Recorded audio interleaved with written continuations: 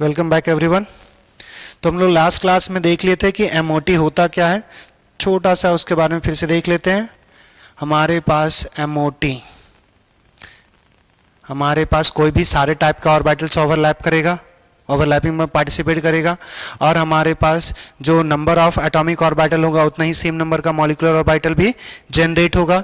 दूसरा हमारे पास दो टाइप का इंट्रैक्शन होगा, कंस्ट्रक्टिव और दूसरा डिस्ट्रक्टिव। कंस्ट्रक्टिव से हमारे पास क्या क्या है, कंस्ट्रक्टिव जब होगा तो हमारे पास बॉन्डिंग ऑर्बिटल जनरेट होता है, और डिस्ट्रक्टिव से एंटी बॉन्डिंग ऑर्बिटल जनरेट होगा।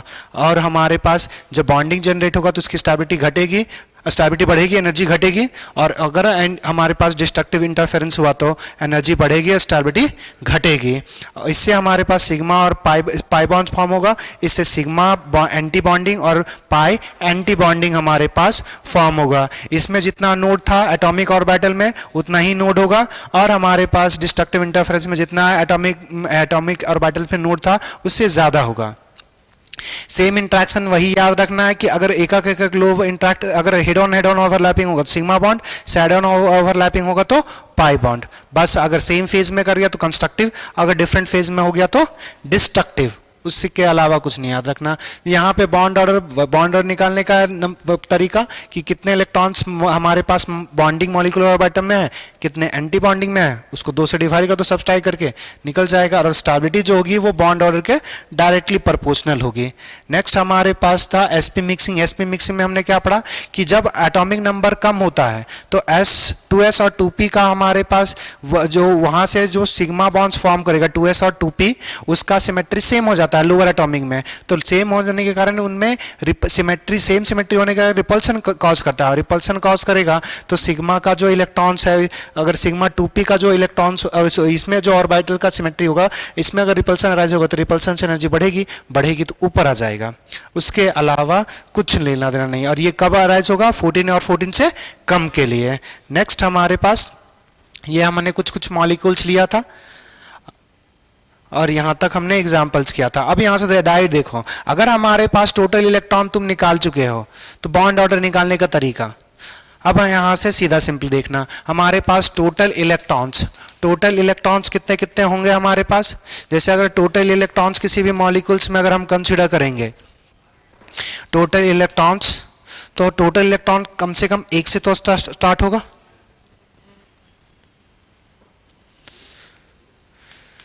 एक H2 प्लस 1 से स्टार्ट होगा, 1 से 2 3 होते जाएगा। अब यहां से देखते जाना बॉन्ड ऑर्डर। एक आ गया हमारे पास। दूसरा जो देखेंगे बॉन्ड ऑर्डर देखेंगे कि बॉन्ड ऑर्डर अगर कितना होगा। तो एक इलेक्ट्रॉन हमेशा बॉन्डिंग में, तो बॉन्ड ऑर्डर इस केस में हमारे पास 0.5। दूसरा हमारे पास अगर 2 आ गया तो दोनों के दोनों बॉन्डिंग में होंगे, बॉन्ड ऑर्डर 1 आ जाएगा। तीसरा हमारे पास 3 है, तो 3 है तो 3 में हमारे पास 2 बॉन्डिंग में, 1 एंटी बॉन्डिंग में, तो हमारे पास यहां पे आ जाएगा फिर 0.5। अब देखो हमने बोला था कि अगर बॉन्ड ऑर्डर सेम होगा तो स्टेबिलिटी सेम होगा, मगर वो सेम मॉलिक्यूल्स के लिए एप्लीकेबल होगा। यहां से देखो 3 इलेक्ट्रॉन किसी के पास और किसी के पास 1 इलेक्ट्रॉन है, अलग अलग है। तो यहां पे इन दोनों में से जो स्टेबिलिटी होगी वो हमारे पास इसकी स्टेबिलिटी हाई होगी और इसकी स्टेबिलिटी लो होगी, क्योंकि इसमें एंटी बॉन्डिंग में इलेक्ट्रॉन चला जाएगा। बॉन्ड ऑर्डर सेम है मगर हमारे पास स्टेबिलिटी जो होगी वो 1 इलेक्ट्रॉन वाली ज्यादा, क्योंकि उसमें दोनों के दोनों इलेक्ट्रॉन, 1 इलेक्ट्रॉन बॉन्डिंग में, सिर्फ बॉन्डिंग में इलेक्ट्रॉन्स है, उसके एंटी बॉन्डिंग में भी चला गया। नेक्स्ट अब बात करेंगे कि 3 हो गया, हमारे पास 4 है, तो 4 में हमारे पास बॉन्ड ऑर्डर आ जाएगा 0। फिर हमारे पास 5 में हमारे पास क्या होगा कि ये फिर 0.5 से बढ़ेगा। फिर हमारे पास 6 आ गया तो फिर 1 हो जाएगा। फिर हमारे पास अगर 7 आ गया तो ये 1.5 हो जाएगा। सॉरी 1.5 नहीं, इस केस में हमारे पास अगर 6 है तो यहां पे फिर 0.5 हो जाएगा। अगर हमारे पास 8 आएगा तो फिर ये 0 हो जाएगा। जैसे 2s में 1s में हमारे पास बॉन्डिंग एंटी बॉन्डिंग 4 इलेक्ट्रॉन्स खत्म, 2s में बॉन्डिंग एंटी बॉन्डिंग 4 इलेक्ट्रॉन्स खत्म, तो 8 हो गया। तो जब अभी आपको करना क्या है, 1 से 8 तक क्वांटिटी लिखना है और स्टार्ट करना है 0.5, फिर बढ़ाना है, फिर घटाना है, फिर हमारे पास घटाना है। तो आपको 0.5 से स्टार्ट करके वो घटाते घटाते पहले एक बार बढ़ाना है, कहां तक जाना, मैक्सिमम 1 तक। 1 से फिर घटाना शुरू कर देना है, 0.5, 0, 0.5, फिर हमारे पास बढ़ेगा ये 1 तक मैक्सिमम चला गया, मैक्सिमम से नीचे 0.5 और ये 0। कुछ नहीं है, आप देखोगे तो यहां पे कुछ ऐसा कर सकते हो, ऐसे।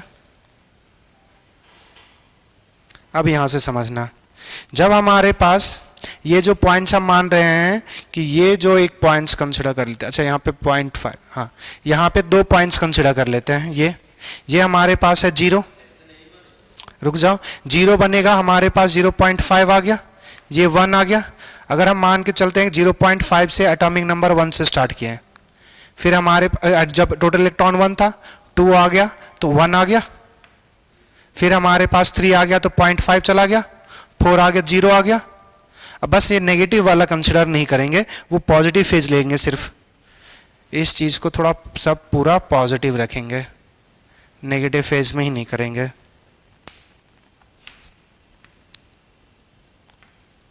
अब यहां से देखो, फिर वही चीज हमारे पास हमारे पास 3 आ गया, 4 पे 0, फिर अगर जब 5 करोगे तो फिर 0.5 आ जाएगा, जब 6 करोगे तो फिर 1 चला जाएगा, फिर हमारे पास 7 करोगे तो 0.5 चला जाएगा, 8 करोगे तो 0। तो ये सीधा सिंपली कुछ नहीं है, इसी तरह दिखेगा।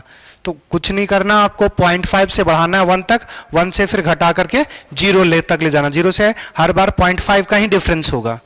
तो ये 1 से 8 तक इजीली कर सकते हो, कोई दिमाग लगाना नहीं है, या फिर डायरेक्ट इलेक्ट्रॉन्स लगा लो। अब यहां से देखना, अगर हमारे पास 8 से ज्यादा हो, तो जब भी 8 से ज्यादा हो तो हमने क्या बोला था कि 8 इलेक्ट्रॉन्स हटा ही देना है, क्योंकि 8 इलेक्ट्रॉन्स का बॉन्ड ऑर्डर जो होगा वो 0 होगा। अगर गौर से देखोगे तो यहां से भी देखो, अगर हमारे पास 4 इलेक्ट्रॉन का बॉन्ड ऑर्डर अगर 0 है तो 5वां स्टार्ट हो रहा है, 1 ही इलेक्ट्रॉन ज्यादा है, 0.5, 2 इलेक्ट्रॉन हुआ तो 1, फिर 3 इलेक्ट्रॉन हो गया तो हमारे पास 5, अगर फिर जब 4 के बराबर 0 आ गया तो वो रिपीट कर रहा है एक दूसरे को। अब नेक्स्ट देखना, फिर अगर हमारे पास टोटल इलेक्ट्रॉन जो ले लिए 8 के बाद 9, 10, 9 ले लेते हैं, 9 में हमारे पास क्या होगा, 8 माइनस 9 माइनस 8 हो जाएगा, एक ही इलेक्ट्रॉन्स बचेगा। तो इस केस में अगर हम बॉन्ड ऑर्डर की बात करेंगे तो बॉन्ड ऑर्डर 1 इलेक्ट्रॉन्स के बेसिस पे निकलेगा। तो पहला क्या करना है कि बॉन्ड ऑर्डर 8 इलेक्ट्रॉन्स का कुछ होता नहीं है, होगा जो हमारे पास वो सिंपली 1 ही इलेक्ट्रॉन्स का होगा, 1 इलेक्ट्रॉन्स के बेसिस पे निकालेंगे। तो 1 इलेक्ट्रॉन p ऑर्बिटल्स में जब भी होगा तो वो हमारे पास बॉन्डिंग में ही भरेगा, तो 1/2, तो जो आ जाएगा 0.5 आ जाएगा। 10वां इलेक्ट्रॉन्स आया, 10 में 8 में हमारे पास चला जाएगा तो बचेगा कितना, 2 इलेक्ट्रॉन्स हमारे पास सिग्निफिकेंट है, 2 सिग्निफिकेंट है, तो बॉन्ड ऑर्डर हमारे पास 1 आ जाएगा। 10 के बाद 11 पे आते हैं, 11 जब आएगा तो हमारे पास 3 इलेक्ट्रॉन्स जो बॉन्डिंग में होगा हमेशा 6 इलेक्ट्रॉन चला जाएगा, तो 6 तक तो हमारे पास सिग्निफिकेंट होगा, तो ये 1.5 हो जाएगा। फिर 12 इलेक्ट्रॉन है, 8 फिर खाए हम तो 4 बचा, 4 के 4/2, फिर हमारे पास 13 आ गया, 13 में 8 घटाओगे तो 5 बचेगा, 5 में हमारे पास 2.5, 14 आ गया, 14 में 8 घटा दोगे 7, 14 में सॉरी 8 में तो 6 बचेगा, 6 में 3। अब यहाँ पे 14 तक हमारे पास बढ़ेगा, कि 14 तक था तो ये 1 बॉन्ड ऑर्डर 0.5, फिर बढ़ते हो गया 1.5, फिर बढ़ा तो 1.5, 2.5 बढ़ा, फिर यहाँ पे 2.5, 3, क्लियर। अब यहां से क्या हुआ, घटना शुरू हो जाएगा, क्योंकि बॉन्डिंग इलेक्ट्रॉन्स में हमारे पास p में बॉन्डिंग इलेक्ट्रॉन 6 हो गए। अब यहां से देखो 15 में अब हमारे पास 7 बचेगा, 7 बचेगा तो 1 इलेक्ट्रॉन से एंटी बॉन्डिंग में गया तो 0.5 ऑर्डर घटेगा, तो ये आ जाएगा 2.5। नेक्स्ट हमारे पास 16 जब आ जाएगा तो हमारे पास 8 हो जाएगा, 8 इलेक्ट्रॉन्स में हमारे पास 6 इलेक्ट्रॉन सिग्निफिकेंट, 2 एंटी बॉन्डिंग में चला गया तो 2 घट गया, तो बॉन्ड ऑर्डर 1 से घटेगा, तो यहाँ पे 2, तो वही 0.5 घटाते जाना है। 17 हो गया हमारे पास, 17 तक 17 हो जाएगा तो हमारे पास तो इफेक्टिव इलेक्ट्रॉन जो हो जाएंगे वो हमारे पास 9, 6 बॉन्डिंग में रहेंगे, 3 एंटी बॉन्डिंग में, बस भाई कुछ नहीं, वो 2 हो गया था, ये 1.5 आ जाएगा।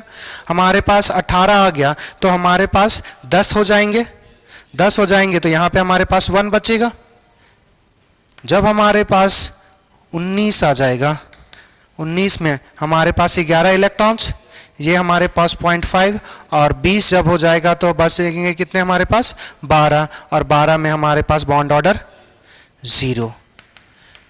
तो क्या समझ में आया? 1 से 8 तक के लिए रूल है हमारे पास, 0 से बढ़ते जाए 0.5 से बढ़ेगा, फिर 1 तक जाएगा, 1 से फिर घटेगा, 0 पे जाएगा। 0 कहां पे आएगा? 4 पे आएगा और 8 पे आएगा। दूसरा, जब टोटल इलेक्ट्रॉन्स हमारे पास 8 से ज्यादा मतलब 9 से 20 के बीच होंगे तो आपको क्या करना है? बीच में जो मिड पॉइंट आएगा वो 14 इलेक्ट्रॉन्स है, 14 पे बॉन्ड ऑर्डर मतलब 0.5 से हमारे पास बढ़ता जाएगा 3 तक, और फिर 3 से 0.5 करके के घटा देना है। तो कुछ नहीं करना है, सीधा सिंपल सा। या तो आप वहां पे डायरेक्ट जो यहां पे जो सिग्निफिकेंट होगा वो जो टोटल इलेक्ट्रॉन में 8 इलेक्ट्रॉन्स का कोई कंट्रीब्यूशन नहीं है, क्योंकि जितना बॉन्डिंग में वो 4 इलेक्ट्रॉन्स बॉन्डिंग में, 4 इलेक्ट्रॉन्स एंटी बॉन्डिंग में, तो यहां तक कोई रोल ही नहीं होता, तो यहां से डायरेक्ट आप निकाल सकते हो। अब बचा कि अगर हमारे पास दूसरा कि आपको इलेक्ट्रॉनिक कॉन्फ़िगरेशन लिखने के लिए मिला, तो इलेक्ट्रॉनिक कॉन्फ़िगरेशन तो आपको याद होना चाहिए कि sp मिक्सिंग है या sp मिक्सिंग नहीं है, तो 14 इलेक्ट्रॉन्स है या 14 से कम है। तो अगर हमारे पास एक लिख रहे हैं इलेक्ट्रॉनिक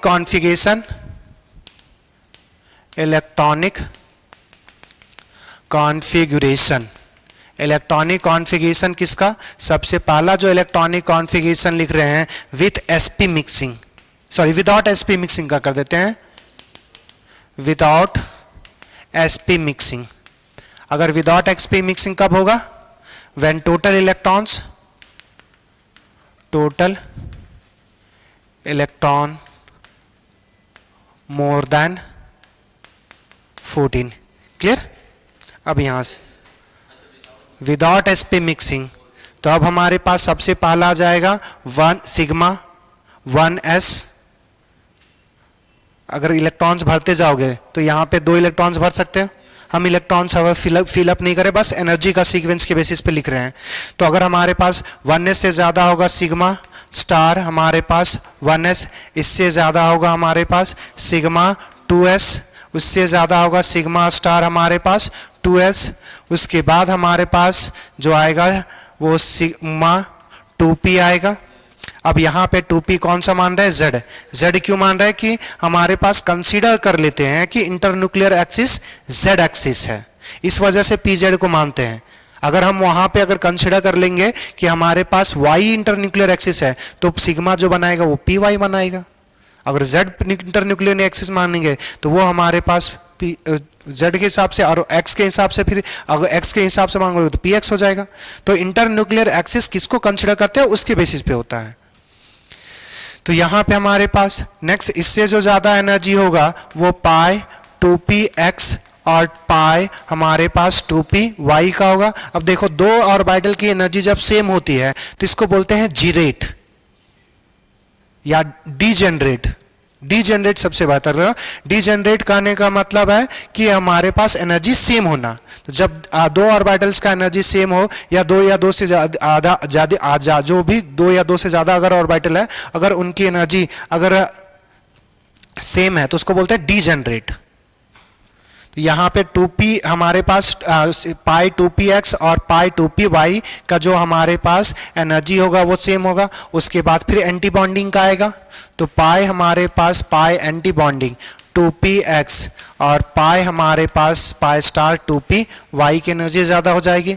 फिर इसके बाद हमारे पास सिग्मा का आ जाएगा, सिग्मा स्टार 2pz।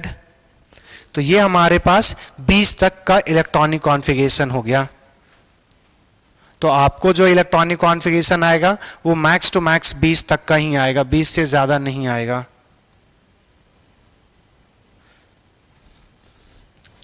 इसको हटाएं देते हैं, यहीं पे कर देते हैं सिग्मा स्टार 2pz। नेक्स्ट, अगर हमारे पास विथ sp मिक्सिंग हो, दूसरा case with sp mixing, with sp mixing, तो अगर sp मिक्सिंग करेंगे तो हमारे पास जो इलेक्ट्रॉनिक कॉन्फ़िगरेशन आएगा वो क्या क्या आएगा हमारे पास? सिग्मा 1s से ज़्यादा होगा सिग्मा स्टार 1s, उसके बाद सिग्मा 2s, सिग्मा स्टार हमारे पास 2s, उसके बाद हमारे पास यहाँ पे जो सिग्मा बॉन्ड्स आ रहा था पहले पाई बॉन्ड आ जाएगा, pi 2p x is equals to pi 2p y, इससे ज़्यादा आ जाएगा सिग्मा 2p z, उसके बाद आ जाएगा पाई स्टार 2p x बराबर पाई स्टार 2p y, और इससे ज़्यादा आ जाएगा सिग्मा स्टार 2p z। तो ये हमारे पास इलेक्ट्रॉनिक कॉन्फ़िगरेशन है। तो अगर आपको कभी भी इलेक्ट्रॉनिक कॉन्फ़िगरेशन लिखने आए तो बस ये आएगा तो 20 से नीचे ही आएगा, 20 या 20 से नीचे ही आएगा, 20 से अबव नहीं आएगा। तो आपको पता है कि एस में जब भी एस ऑर्बिटल होगा या जितने भी ऑर्बिटल है सब में एक ही बॉक्स है, एक बॉक्स है, तो मतलब मैक्सिमम 2 ही इलेक्ट्रॉन्स भरे जाएंगे। तो अगर 2 ही इलेक्ट्रॉन भरे जाएंगे तो उस बेसिस पे कर सकते हैं आप। नेक्स्ट, अब यहां से देखना थोड़ा सा, एक जो हम लोग ड्रॉबैक्स की बात किए थे कि O2 की जब बात करते थे तो हमारे पास O2 बैलेंस बॉन्ड में हमारे पास वो बना देता था, जो बैलेंस बॉन्ड में हमारे पास बताता था डायमैग्नेटिक। जैसे अगर हम देखो, अगर हम O2 की बात करें तो ऑक्सीजन का इलेक्ट्रॉनिक कॉन्फ़िगरेशन लिखेंगे तो 1s2 वो हमारे पास 1s2 2s2 2p हमारे पास 2p4 चला जाएगा। यहाँ पे हमारे पास 2 इलेक्ट्रॉन्स, p में जब इलेक्ट्रॉन्स भरेंगे तो 1 2 3 4 आ जाएगा। ऐसा दूसरा ऑक्सीजन भी होगा 1s2 2s2 2p हमारे पास 4, इसमें भी s में 2 इलेक्ट्रॉन्स होंगे और p में हमारे पास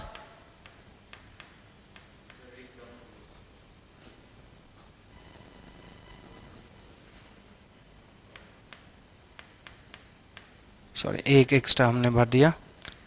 अब यहां से देखो, यहां से क्या होता है कि एक अनपेयर्ड इलेक्ट्रॉन इस यहां पे आएगा, एक अनपेयर्ड इलेक्ट्रॉन, या दोनों में से किसी एक भर दोगे तो क्या हो जाएगा पेयर्ड। तो यहां अगर हम ये जो वैलेंस बॉन्ड या विस्पर्स थ्योरी था तो ये क्या बता रहा था कि हमारे पास पेयर्ड हो जाएगा ऑर्बिटल। अगर हमारे पास पेयर्ड है तो ये बता क्या रहा था हमारे पास कि जो हमारे पास valence shell electron pair repulsion theory के हिसाब से जो था, या फिर हमारे पास वीबीटी के हिसाब से जो आएगा वो कैसा आएगा हमारे पास डायमैग्नेटिक। मगर जब हम यहां से बात करेंगे एमओटी के बेसिस पे, तो एमओटी के बेसिस पे हमें पता चलता है O2 जो होगा वो हमारे पास पैरामैग्नेटिक होगा। अब इसी चीज को समझेंगे। तो O2 का जब बनाओगे तो सबसे पहला बॉक्स बना लेते हैं, हमारे पास 1s हमारे पास 2s होगा, उसके बाद 2p होगा,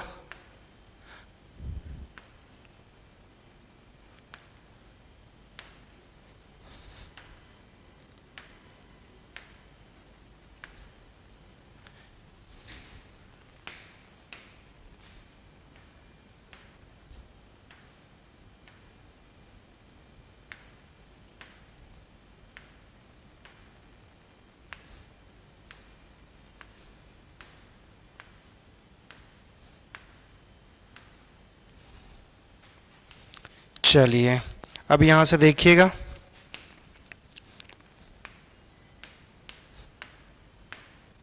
हमारे पास पहले तो ऑक्सीजन का इलेक्ट्रॉनिक कॉन्फ़िगरेशन हमें पता है 1s2 2s2 2p पर 4। तो हमारे पास ये है 2p, ये हमारे पास 2s, ये 1s, इधर तो ये एनर्जी ही होगा। दूसरा देखना 1s में हमारे पास 2 इलेक्ट्रॉन्स, 2 इलेक्ट्रॉन 1 2 3 4, यहाँ पे भी हमारे पास 4 है, 1s 2s हमारे पास 2p, 2p में 4 इलेक्ट्रॉन 1 2 3 4, ये आएगा 4 4, हमारे पास 8 इलेक्ट्रॉन्स 1 2 3 4 5 6 7 8। अब देखो यहाँ पे अनपेयर्ड इलेक्ट्रॉन्स आ गए। अगर अनपेयर्ड इलेक्ट्रॉन है तो O2 कैसा पैरामैग्नेटिक। ये हमारे पास ये इसके अलावा कोई दूसरा थ्योरी नहीं है जो ये एक्सप्लेन कर पाए कि हमारे पास O2 जो होता है O2 is a diamagnetic, is a diamagnetic. तो बहुत सारा अगर अच्छे रील देखते हो तो कभी कभी दिखेगा कि लिक्विड ऑक्सीजन को दो मैग्नेट के बीच अगर डालोगे तो वो लिक्विड ऑक्सीजन ट्रैप हो जाएगा नॉर्थ और साउथ पोल के बीच। तो मैग्नेटिक फील्ड से अगर अट्रैक्ट हो रहा है मतलब वो पैरामैग्नेटिक। अच्छा, यहाँ से अगर इतना ही कर लिए हैं तो अगर बॉन्ड ऑर्डर के निकालने की बात करेंगे तो हमने बोला था देखो ऑक्सीजन में है कितना इलेक्ट्रॉन्स हमारे पास टोटल 8 8 16 16 हो गया। तो 16 में 8 का कोई कंट्रीब्यूशन है ही नहीं तो 8 बचा हमारे पास 8 और हमारे 8 बचा 8 में 6 का कंट्रीब्यूशन होगा बाकी 2 बचा तो 8 6 माइनस 2 4 बचेगा 4 को 2 से डिवाइड करोगे तो 2 आ जाएगा। यहाँ से देखो वही चीज़ ये हमारे पास 6 और 2 8 तो 6 इलेक्ट्रॉन जो थे वो हमारे पास बॉन्डिंग में और 2 इलेक्ट्रॉन एंटी बॉन्डिंग में। तो अगर यहाँ से करेंगे तो ये क्या आ जाएगा 6 माइनस हमारे पास 2 डिवाइडेड बाय 2 तो यहाँ से आ जाएगा 4/2 2 तो ऑक्सीजन और ऑक्सीजन के बीच डबल बॉन्ड होगा। क्लियर? चलिए नेक्स्ट और क्या करना है हमें, हमारे पास एक चीज समझना है होमो और लूमो, होमो एंड लूमो।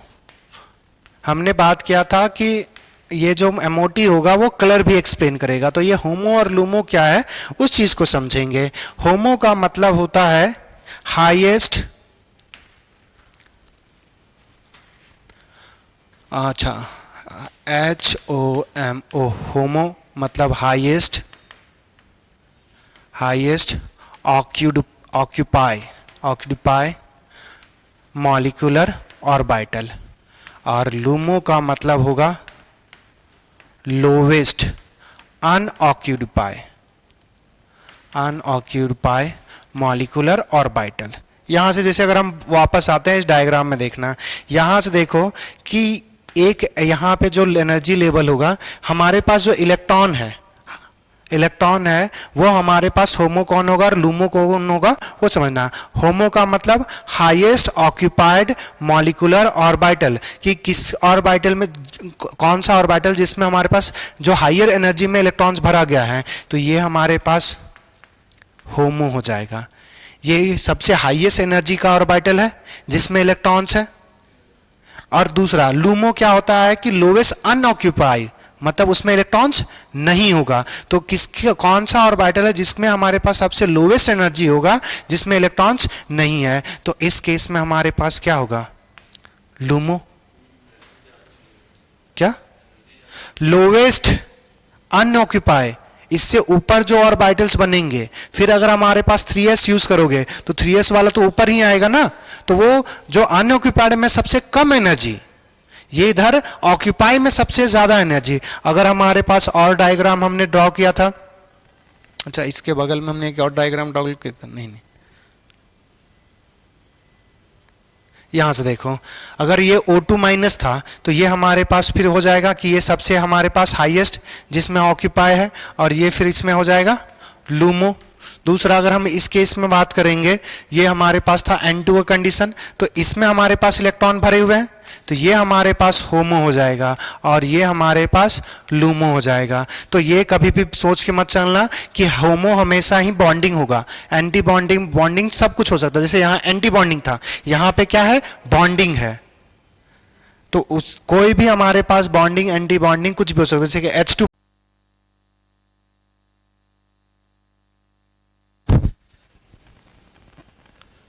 तो हमारे होमो और लूमो कहाँ पे, इसमें हमने देख लिया था होमो लूमो, इस केस में भी होमो लूमो हो गया था, यहाँ पे होमो लूमो और इस केस में ये हमारे पास होमो और ये लूमो। तो जब हमारे पास क्या होता है कोई मतलब नहीं पता चल रहा है हमारे पास होमो और लूमो में अब क्या है कि ये जो हम होमो और लूमो की बात कर रहे हैं वो होमो लूमो की क्यों बात कर रहे हैं कि जब हमारे पास कलर का जो एक्सप्लेनेशन होता है वो दो टाइप्स का होता है। मतलब कलर जो होता है जो मॉलिक्यूलर ऑर्बिटल से एक्सप्लेनेशन जो आता है वो हमारे पास आता है ट्रांजिशन। इलेक्ट्रॉन हमारे पास होमो से लूमो पे जाएगा। तो जब इलेक्ट्रॉन्स देखो हमारे पास यहाँ पे ये है हमारे पास होमो और यहाँ पे हमारे पास कौन सा है लूमो। तो जब इलेक्ट्रॉन्स हमारे पास लाइट अगर फॉल डाउन करे, ये लाइट डाउन फॉल करे और यहाँ पे जो इलेक्ट्रॉन्स है और ये ट्रांजिट करके यहाँ पे चला जाए, अब यहाँ से समझना, सॉरी यहाँ पे ट्रांजिट करके चला जाए, अब समझना कि ये जो लाइट आएगा, अगर विजिबल लाइट आए, अगर ये विजिबल लाइट आएगा, विजिबल लाइट आएगा तो विजिबल लाइट का कुछ भी लाइट पोर्शन ये क्या करेगा, एब्जॉर्ब करेगा। अगर एब्जॉर्ब करेगा तो ये इलेक्ट्रॉन लोअर एनर्जी से higher energy, same like atomic structure. तो अगर सफिशिएंट जो ऑक्सीजन लाइट आया, लाइट जो अगर हमारे पास आएगा वो होमो से इलेक्ट्रॉन को एक्साइट करके लूमो भेज देगा। अब यहाँ से होता क्या है कि अगर होमो से अगर लेके इलेक्ट्रॉन्स लूमो भेज देगा तो यहाँ पे जो एनर्जी हुआ, अगर फोटो इलेक्ट्रिक के इफेक्ट में पढ़ते हो कि अगर हमारे पास एक मेटल का सरफेस है, मेटल का सरफेस है, तो अगर जो हमारे पास लाइट आएगा वो इलेक्ट्रॉन्स को निकालने के काम आएगा। पहला तो एक वर्क फंक्शन करेगा और दूसरा इसको काइनेटिक एनर्जी में प्रोवाइड करने के लिए काम करेगा, वर्क फंक्शन, और बचा हुआ एनर्जी काइनेटिक एनर्जी। यहाँ से जो आएगा लाइट जो आएगा वो इलेक्ट्रॉन्स को बस यहाँ से यहाँ भी भेजेगा, एटम से बाहर नहीं निकाल रहा, तो बचा हुआ एनर्जी कुछ रिलीज होगा। ये हमारे पास लेफ्ट एनर्जी होगा वो रिलीज होगा और वो भी लाइट के फॉर्म में रिलीज होगा। और ये जो लाइट हमारे पास रिलीज हुआ और ये जो बचा हुआ जो एनर्जी रिलीज हुआ, अगर ये भी हमारे पास विजिबल रेंज में हुआ तो मॉलिक्यूल्स कलरफुल दिखेगा। अगर हमारे पास यहाँ पे लाइट आया और जो बचा हुआ एनर्जी अगर विजिबल रेंज में नहीं आया, विजिबल रेंज में हमारे पास 450 से लेकर 850 नैनोमीटर तक हमारे पास होता है वेवलेंथ, ये इतना विजिबल का रेंज है। तो अगर इस विजिबल रेंज में अगर वह हमारे पास जो रिलीज हो रहा है, जो हमारे पास ये बोल सकते हैं कि ये अब्जॉर्व हमारे पास है रेडिएशन, ये हमारे पास ये बोल सकते हैं इमिट, अब्जॉर्ब, और ये हमारे पास इमिटेड रेडिएशन। जो हमारे पास इमिशन जो हो रहा है, इमिशन जो लाइट होगा अगर वो विजिबल में फॉल डाउन कर रहा है तो कलरफुल दिखेगा। अब यहां से समझना एक और चीज होता है कि अगर हमें लाइट दिख रहा है लाल, तो लाल होता नहीं है, वो एक्चुअली में ग्रीन था इसलिए वजह से लाल दिख रहा है। इस चीज को बोलते हैं कॉम्प्लीमेंट्री कलर। जैसे देखो अगर लाइट अगर हायर एनर्जी का आएगा, अगर हायर एनर्जी जितना भी एनर्जी का आएगा, अगर ये गैप ज्यादा, अगर ये गैप ज्यादा, तो ये गैप अगर ज्यादा होगा तो ज्यादा एनर्जी यूज करेगा, तो कम एनर्जी रिलीज करेगा, कम एनर्जी रिलीज करेगा तो कम एनर्जी वाला लाइट दिखेगा हमें। अगर हमारे पास ये गैप कम है तो कम ही एनर्जी इसको यूज करेगा, तो ज्यादा एनर्जी वाला बच जाएगा। तो इसी को बोलते हैं कॉम्प्लीमेंट्री कलर थ्योरी। अगर ये समझ में आए तो ठीक, नहीं आए तो आपको ये 12th में पढ़ना है और आराम से इस चीज को पढ़ सकते हैं। ये कोई बहुत बड़ा चीज नहीं है, अगर समझ में आए तो ठीक, नहीं आए तब भी इस पे उतना दिमाग आपको नहीं लगाना है। इसको बोला जाता है कॉम्प्लीमेंट्री कलर थ्योरी। तो देखो वायलेट इंडिगो GYO जी, वायलेट इंडिगो सॉरी विबग्योर, ठीक है, ये हमारे पास कलर होता है। तो ये हमारे पास अगर ब्लू होगा, दूसरा ग्रीन होगा, ऑरेंज हो जाता है और रेड होता है। और एक और कलर हमारे पास छूट गया, सॉरी रुक जा, ये कॉम्प्लीमेंट्री कलर थ्योरी, एक मिनट,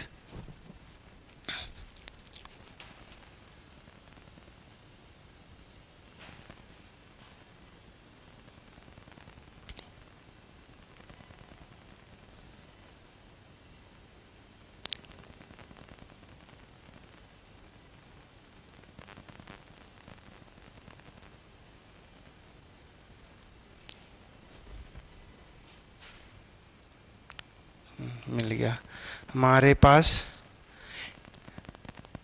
एक और हमारे पास लाइन ड्रॉ कर देते हैं जी। अब यहाँ से समझना, अगर हमारे पास एक यूज करते हैं ब्लू BG, हाँ BGYOR,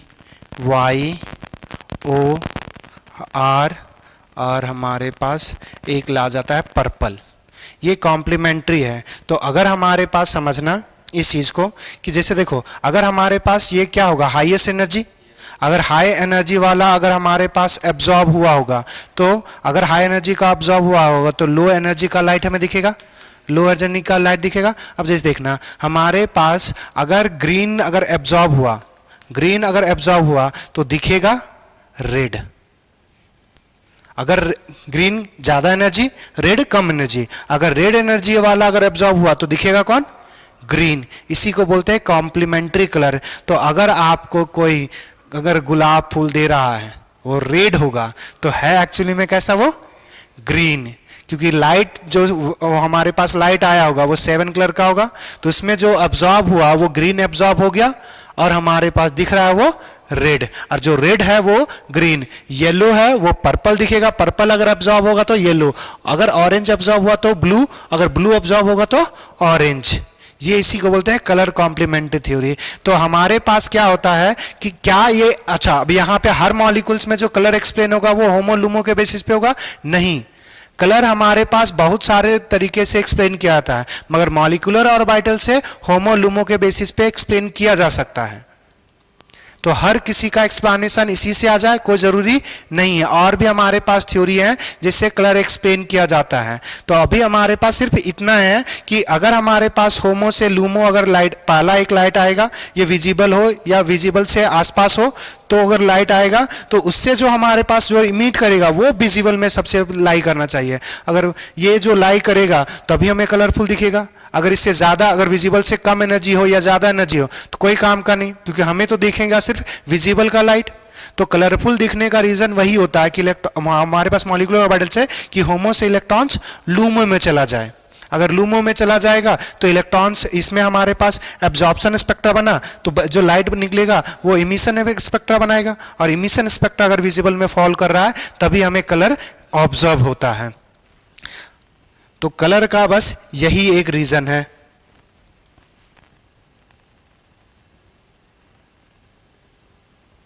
अच्छा, इसका बैकग्राउंड,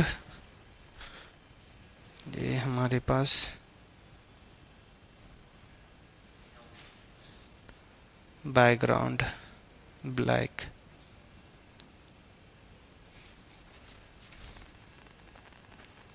अच्छा, ये तो हो ही नहीं रहा।